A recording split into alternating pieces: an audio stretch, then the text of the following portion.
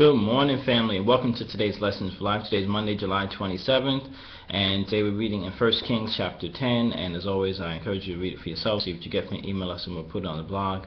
But we see in this chapter that, remember King Solomon, we'll be talking about him for a couple of days now, and the Queen of Sheba hears about him, and she comes to visit him because she heard of his wisdom and of his wealth, and even right there is where I really want to stop, I guess, for Lessons for Life.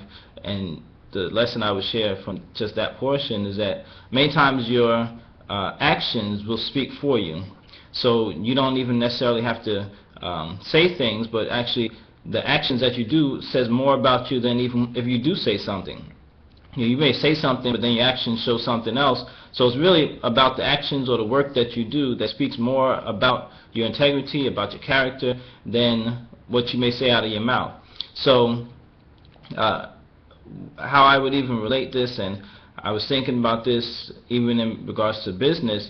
A lot of times people say, well, why don't you put your advertisement on the work that you do and give it out, and so forth. But I've maintained it over the years we've been in business, that I don't put my advertisement on the back of the work that we do, because really we've been blessed, we've been able to expand, we've been growing ever since we started without having to advertise, because just by word of mouth, if you do a good product, if you do good work, then people hear about you, and we've been growing just steadily, just like that, without even having to advertise and put advertisements on the back of our work.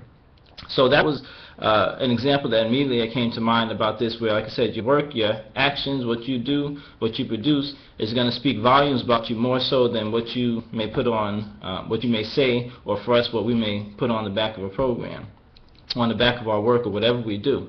So that's really what I want to share from this chapter, just really concentrating not so much on what you say out of your mouth, or what you profess, or what you claim, but really doing the actions that correspond to that, and being more conscious of the action that you do, because that's really going to speak the more about you, as opposed to what you may say out of your mouth. And other people see that really more so than they would hear what you say. So it's really about your actions. So with that, create yourself a wonderfully blessed day today, and we'll talk again tomorrow.